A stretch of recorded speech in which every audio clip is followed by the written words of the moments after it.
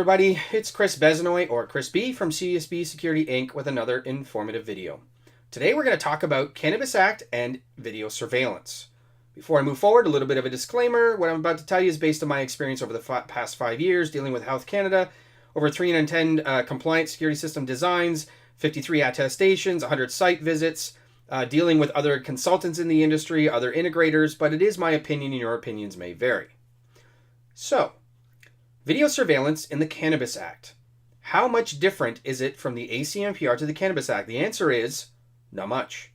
Under the ACMPR, you needed to detect illicit conduct in all rooms. In other words, your grow rooms, your dry, your trim, your packaging, your vault. Everywhere where cannabis was present, you needed to have video surveillance as a backup. And you needed to make sure there's detecting of illicit conduct. You had to make sure there was ideal images with the lights on and lights off, in between rows of tables, around racks, the whole 9 yards. Then the 56 exemption came out. And the 56 exemption basically spoke to the fact that, hey, if you don't want to have cameras inside your cultivation rooms, that's a business decision. You can remove them as long as you get ideal images of everybody coming and going from that space. So in other words, Health Canada is saying, the cameras inside of cultivation rooms, yeah, we understand it was really difficult. They're not really meant for that environment. There's a lot of humidity, some lighting levels, LED lights turn on or other kind of lights turn on, tables that move back and forth. It was just a very difficult environment to get ideal images inside of those cultivation rooms. So the 56 exemption not only spoke to intrusion detection, you no longer need motion detectors in that room, but you also don't need video surveillance as long as you're getting ideal images of everybody coming and going to every single cultivation room. Now, under the Cannabis Act, that doesn't change. You still need video surveillance for all your cannabis present rooms, except for the cultivation rooms. You need to get ideal images of people coming and going from your cultivation rooms based on the 56 exemption. There's no mention of the 56 exemption inside the Cannabis Act. It's just ported over. It's amalgamated inside the Cannabis Act. But the spirit of the 56 exemption still remains. You do not need video surveillance inside of your cultivation rooms. Now, from a business decision perspective, you may want to have one camera inside your cultivation rooms. It's nice to have from a maintenance point of view. You may want to remote into the system, make sure your lights turned on, make sure the plants are doing what they need to, make sure the fans are oscillating, make sure there's nothing wrong, no leaks, whatever, inside of those rooms. It prevents the need from somebody to show up on site at 11 p.m. at night, if they wanted to make sure that the plants are going and growing properly. Now, if it is a business decision camera, the key is it's no longer needed for the attestation. I do have a bunch of videos on the attestation.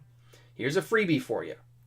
You do not need to include business decision cameras inside your cultivation rooms in your attestation. Health Canada is basically saying it's a business decision. Have it record for as long as you want. Don't have it record at all. Make it 2 megapixel, make it 7 megapixel, make it IR illuminated. Don't make it IR illuminated. It doesn't matter anymore. Because under the Cannabis Act, under the 56 exemption from the ACMPR, you no longer need cameras inside cultivation rooms. They are business decision cameras. You need to identify them as such on your drawings. You need to tell Health Canada they are. Do not attest to them. Health Canada will be confused and wonder why you're giving them attestation and video exports of cameras that are not meant for compliance. That's a freebie. You're welcome.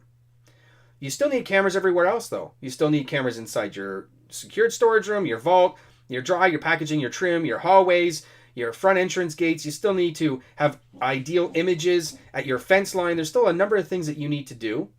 Video surveillance also goes from 2 years of storage down to 1 year. That's a big one. I kind of feel sorry for those LPs out there that went out and bought 2 years of storage right when they built their facility, because now they kind of got 1 year of storage for no reason. So those applicants that started off with 6 months and then gradually increased their server size and their hard drives was a wise decision because it was actually a cost saving. So you only need to go 1 year of storage. Now, those business decision cameras I mentioned earlier, they don't need to record. They are your cameras to do with as you wish. You could attach them to the video surveillance recorders if you wanted to. Maybe you want to do it from a business decision to make sure nobody does anything silly in those rooms. Maybe you want to record them so you can go back and look at footage to see what happened in those rooms for whatever reason. You could do so. They don't need to record. They don't need to record for a year. They could be 1 frame a second, 15, 30, you name it. They are your cameras. Do with them as you will. The video surveillance cameras inside of cultivation spaces that are non-business decision and inside your facility that are compliance cameras, they need to abide by the Cannabis Act. Therefore, they need to record for 1 year. They need to record at all times, which means that you could do 1 frame a second on no motion and 15 to 20 frames a second on motion. I do another video explaining that. Go ahead and watch it. Point is, record at all times. Images must be retained for 1 year. Cameras are still required for the entire facility, including best practice cameras, front offices, vulnerable points inside your facility. But cultivation rooms, no cameras are needed. Business decision cameras inside those spaces. Cameras are only needed to get ideal images of everybody coming and going from that space. That includes emergency exits. There's another freebie for you. Main entrance, people coming and going. If you got an emergency exit, that's technically an entrance into your cultivation space. Make sure you have a camera that has ideal images of everybody coming and going from every single cultivation space. Nonetheless, Cannabis Act, video surveillance, much better than the ACMPR. 2 years to 1 year is a sure win. Video surveillance cameras removed from the cultivation spaces, that is definitely a sure win. You can reduce the camera count of your facility potentially by 4 cameras per cultivation room. And if you've got, let's say, 10 rooms, 10 times 4 plus the square root of pi, 40 cameras, done. Now you do need to add cameras maybe in your hallways, but 40 cameras removal and only 7 or 8 cameras additional, that's a big cost savings. Nonetheless, video surveillance, Cannabis Act, still need it, is easier, still need to attest to them except for the business decision cameras.